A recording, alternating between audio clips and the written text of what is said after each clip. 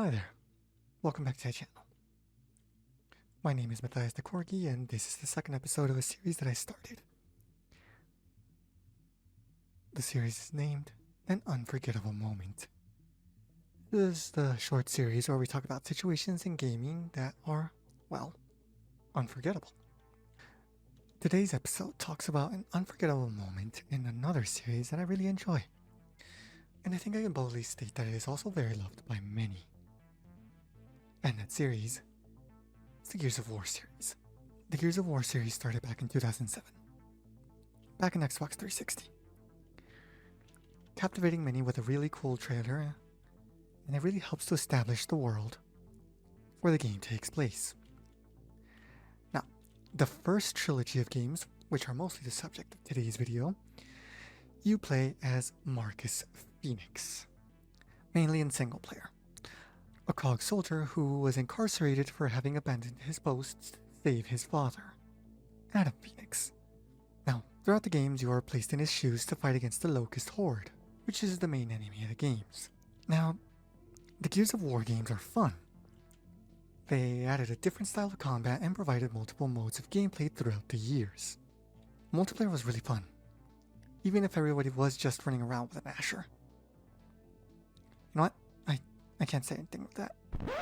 I kind of also did that. Horde was where I spent most of my time, and that game mode provided tough challenges. But where the game really shined was the co-op campaign. It was really cool to have someone alongside you in the campaign. No, it could have been couch co-op, or it could have been online co-op. It could have been a sibling, a friend from school, a significant other. Whoever you chose to play the game with, it was incredible to go through the missions together. This is especially due to the chemistry that Marcus Phoenix, the player 1 character, had with the player 2 character, Dominique Santiago. You're playing with someone that you got along with, and at the same time, the two characters that you're playing as also got along. I want to be honest with you. Whilst choosing the topic of this video, I kind of had a hard time choosing, because there's a lot of stuff in the Gears of War series that's also pretty memorable. Personally, I'm really fond of the Carmine brothers, and I'm also really fond of the character for the Coltrane. With the Carmine brothers, there was a lot of things that happened, and that kind of had my bias for a while. But there's also multiple moments during the series that just really stay with you. But I ended up choosing one moment in particular. That moment was so impactful that really none of us saw it coming. And with this information, I think you all know which moment in the series I'm talking about. Now, I do have to place this right before we get started. Now, in case you haven't played the games, Go play them. this is a spoiler alert. Again, if you don't want to be spoiled, go play the games. You won't regret it. Getting straight to the point, the moment that I'm talking about is Dom's sacrifice. Again, I can almost guarantee that whoever was playing the mission at the time didn't really know that they were about to suffer a huge gut punch. I mean, at the end of the day, it's the series co-protagonist, Marcus's best friend, and someone he considers a brother. No one was really thinking it was going to happen, but it happened. It all happens during Act 3, Chapter 5, titled Brothers to the End, which already has a lot of foreshadowing. During the entire act, you find out more about the Lambent pandemic's effect. During the entire act, you find out about the Lambent pandemic's effects. Lambent pandemic's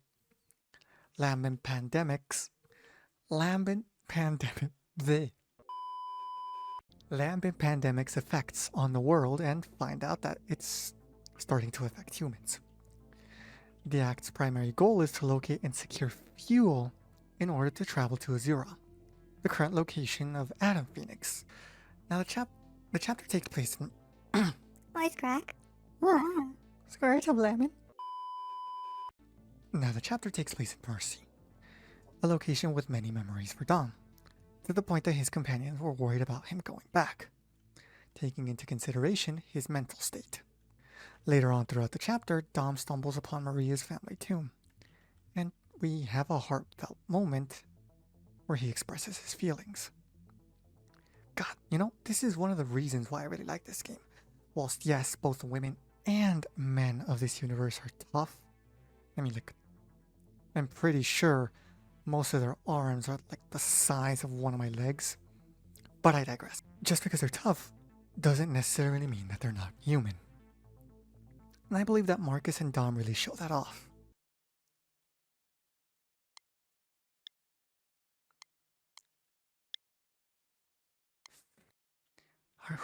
Okay, concentrate.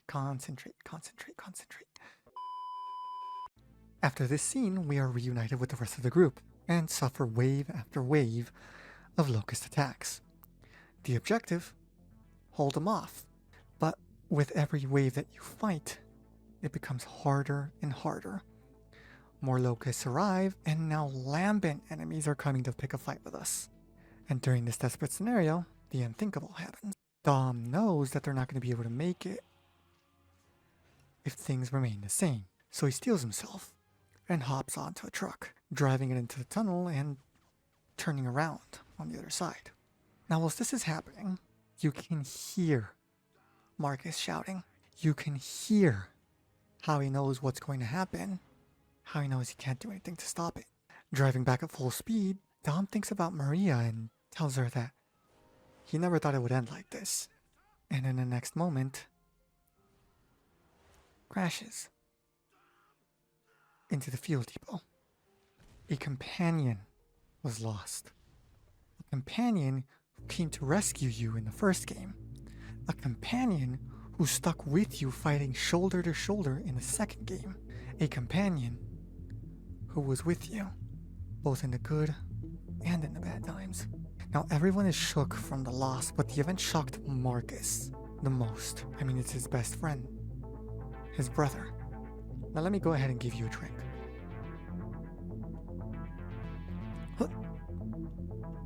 Here you go. I learned my lesson the last time. I'm not gonna break your screen again, I promise. I'm just gonna...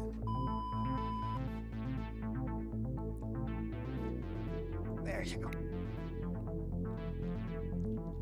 Now, why am I giving you a drink?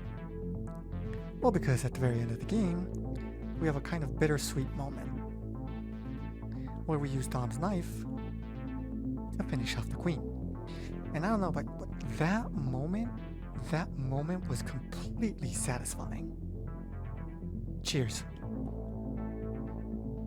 Empty. Cool. Now, one thing I like about the Gears developers is that they like to pay attention to detail, specifically with their Easter eggs. They make really, really good Easter eggs.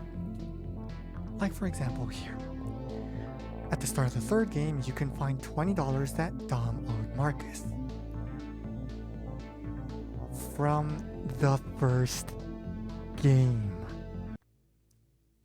Now, I didn't really see this detail until I was pointed out by a friend, and I just think that's incredible.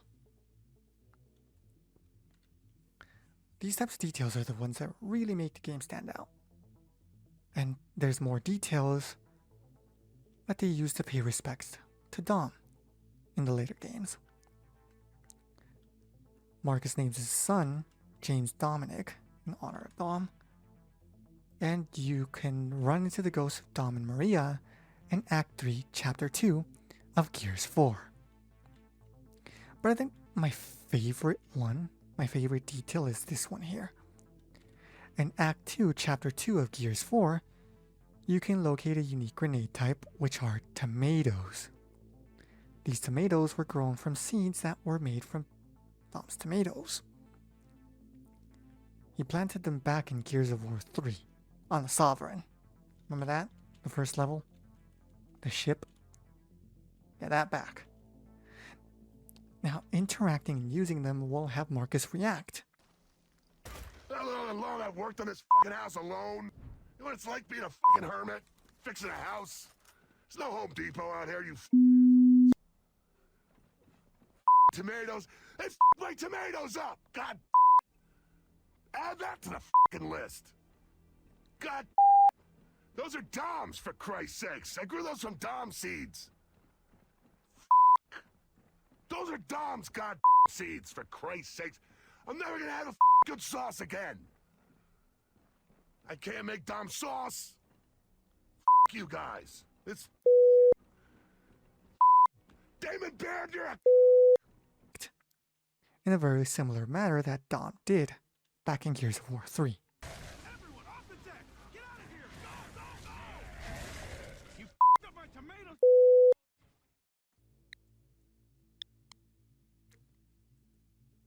You're doing good. We're doing good. Doing good.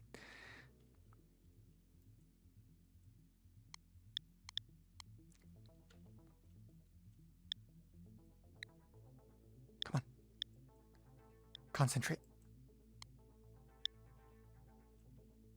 Concentrate. Little things like this go a long way to honor a character and give them a nice goodbye from the series.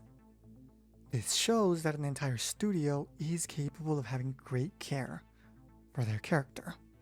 You should be taking notes, Naughty Dog. Sorry about that. As I was saying, all of this combined made Dom's exit unforgettable. Now, thank you again for watching this video. I have a different model this time. I'm using the hat kit from A Hat in Time because, number one, I really like A Hat in Time. If you haven't played A Hat in Time, go play A Hat in Time. You're honestly not gonna regret it. It's a really, really good game. And honestly also helps a lot when you're down in the dumps. The second one is because I am learning how to make myself a model. I already know how to 3D model, but I don't know how to 3D model characters. Because with all of this, I have to learn anatomy. I have to learn sculpting for humanoid features. I have to learn character design. There's a lot of things that I have to learn. And I have to rig it. No? So bear with me. I'm going to be using these models. This one, the last one, and a couple more models until I can finish that. Now the reason why I don't buy a model or commission someone to make a model is because your boy is broke. Well, not really. Not really broke, but I can't really have an expense like that right now. I just bought a new graphics card and upgraded my PC. I also have to take care of my doggo, who gets sick constantly because she's weak in health. My doggo, who you have seen in the thumbnail, this beautiful creature right there, I also have to be paying for her veterinary expenses. And I have a lot of other things, but I'm not going to go into detail on that. But I can't really pay or commission a model at the moment, so I'm gonna do that myself. So again, bear with me and go play A Hat in Time. But I want to thank you again for reaching the end of this video. And I'm sorry for goofing around. It's the only way I can keep myself concentrated and calm enough to give you a decent video. If you like what you saw, don't forget to leave a like. And if you want to hear me rant more, or you just want to see a really dumb corgi do more dumb things, go ahead and subscribe. In the meantime, I hope you're having a swell day. Cheers.